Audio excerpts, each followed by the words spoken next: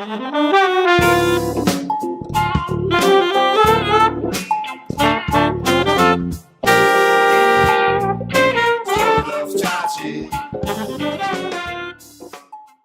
there and welcome. This is Vince of vinceprep.com discussing a topic that I don't usually go into much, but it's nonetheless a critically important one, which is recommendation letters. You can see on my website, vinceprep.com/LORs. I have a lot of resources here for recommendations, including some old stuff from Stanford's current admission director from the time before she was the director of admissions, which I just think is golden advice. Anyway, letters of recommendation, which we in the industry tend to shorten as LORs. That's where you can find those resources. And I was going to mention this later, but I'll go ahead and mention it now since we're doing screenshot stuff, and this is a bit boring, but really important here. As good as my stuff is the AGAC stuff. AGAC, it's always amazing when I talk to you guys, for like, if I do an initial consultation with somebody, if they're deciding to, to work with me or not, or I'm deciding to work with them or not, because it does go both ways. I'm like, oh, and AGAC, blah, blah, at the AGAC conference. And then I pause and I'm like, do you know AGAC? And 9 out of 10 of the people are like, nope. Never heard of it. It's kind of funny, whatever. It is what it is. We shouldn't pretend we're so important. We're not important, but we're the only association, only official sort of industry association for people that do what I do for a living. It's the Association of International Graduate Admissions Consultants. Some of our members do undergraduate consulting as well. AGOS has a thriving practice helping people get into college, but the people who come to the AGAC conference also do, or in my case, only do graduate work. And we're sort of the good guys in the industry, and we're the ones that the schools trust. They invite us to their campus. They host us. We've been hosted over the years at Harvard, MIT, London, Stanford, INSEAD. This year, we're going to be at Georgetown, Duke, and Vanderbilt. I'm really looking forward to it. Also going back to Charlottesville at UVA. In the past, we've gone to Chicago, Kellogg. Anyway, more than 10 years of conferences. We've also done schools in Spain, ESA and ESADE were great hosts to us years ago.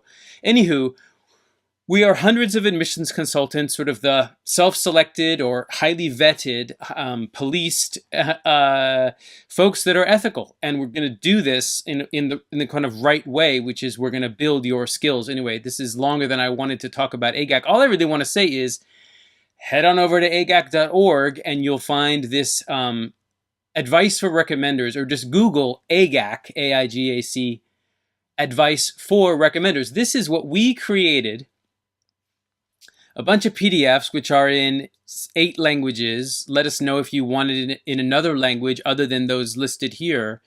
Download these PDFs, take a look at them yourself, and then hand them over to your boss or recommender and ask them to read this. This is really crystal advice from us, the most experienced admissions consultants in the world, many of whom are former admissions directors. This is really what we want your recommender to know about this process. And this process is really important.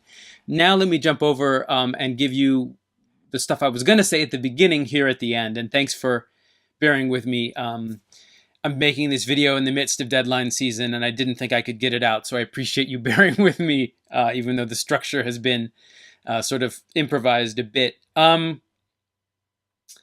So who do you choose? This is something people often want our advice about. So who should my recommender be? Should it be someone from the school? Not necessarily. It doesn't matter if the person has an MBA from Harvard or Stanford or INSEAD or ESA.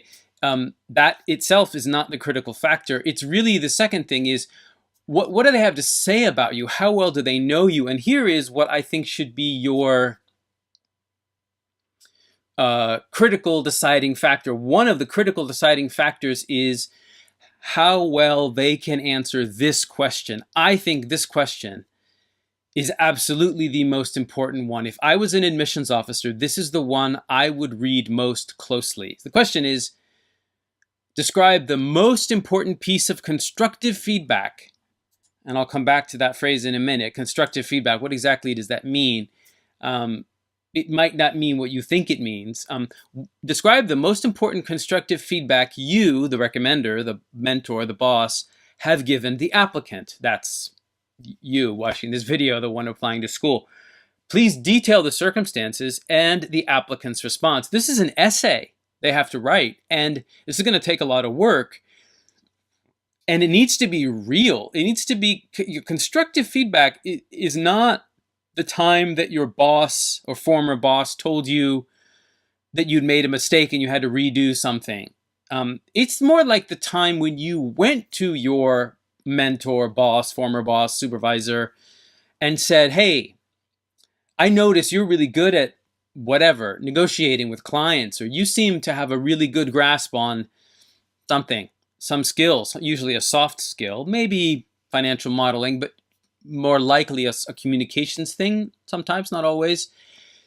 You seem to be really great at strategic thinking or strategic planning. I noticed how you really expertly over the last couple of years shifted the entire company from looking at that to looking at that, and it's really a skill I want to develop. Teach me how to do what you do. That's another way of thinking of constructive feedback. It doesn't have to be top down. It can be bottom up, or it can be a conversation. And the applicant's response, again, doesn't need to be black-white. I told her to spell check her emails. She spell checked her emails. That answer has no value, really. I'm not really, in that answer, I'm not able to imagine working with you. That's the hat that admissions officers, I usually keep a hat near me at this time in the video where I talk about hats. Admission officers wear a lot of hats. Most of them, or many of them, are MBA holders. Many of them are MBA holders from the school that you're applying to. And in this moment, when they're reading this recommendation, they're really thinking to themselves, flashback 10 more years ago, 5, 10, 20, 30, 40 years ago, when I was in the classroom of this MBA program. Is this the kind of person, the person being described here in this story, is this someone I want to work with? Is this someone who asks for advice and is open to advice and really listens to it, and we're able to have a dialogue about this person's self-improvement? Because that's the kind of person I want to trust to do the business plan competition with me, to be with me in the important final project team. This is the person I'm going to invite over to my apartment to have a small group dinner. This is the person I plan to stay in touch with 10 years after graduation. This is the person I might even try to hire at some point, or collaborate with, or start a business with. It's really, when they're reading these recommendation letters, the admissions officers are really putting themselves, it's a very personal thing for them. So when you choose a recommender, absolutely make sure that the recommender has a good answer to this question, and think about some, or even prepare some options when you meet this person and you say, hi, here's some suggestions from, or I don't know how exactly you're going to say it, in what order, and how familiar or friendly you are, hopefully pretty casual with this person. Say, look, I don't know if you know it, or maybe we have already discussed it. I am going to be applying to business school. You are one of my most trusted and you are one of the people who I respect the most in my entire career. You're someone whose judgment I really respect, and I would be honored if you would consider writing a recommendation letter for me, and then see what they say. Ask them if they need any advice. Let them know when the deadlines are, what the questions are. Try to slip in the AGAC advice. I strongly recommend it. And then say, I've noticed if you look at the question list, a lot of the schools ask this thing about constructive feedback. Maybe this is at your first meeting with them. Maybe this is at lunch, a subsequent meeting. I think you're going to hopefully want to talk to this recommender a bunch of times.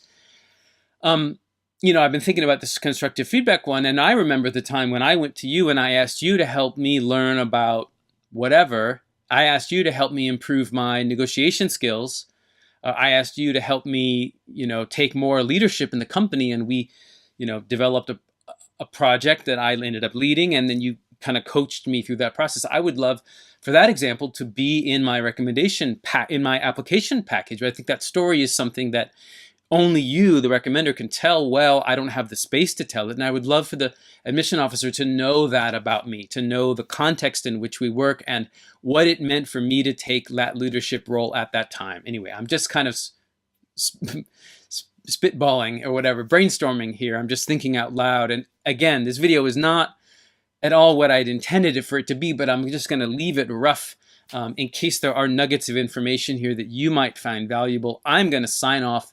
I love making these videos every chance I get, and I appreciate your time and attention. Please do subscribe. If you subscribe, you'll be the first to know when I have made a new video. That's going to be it for now. Best of luck with everything you're working on, including these MBA applications, and bye for now.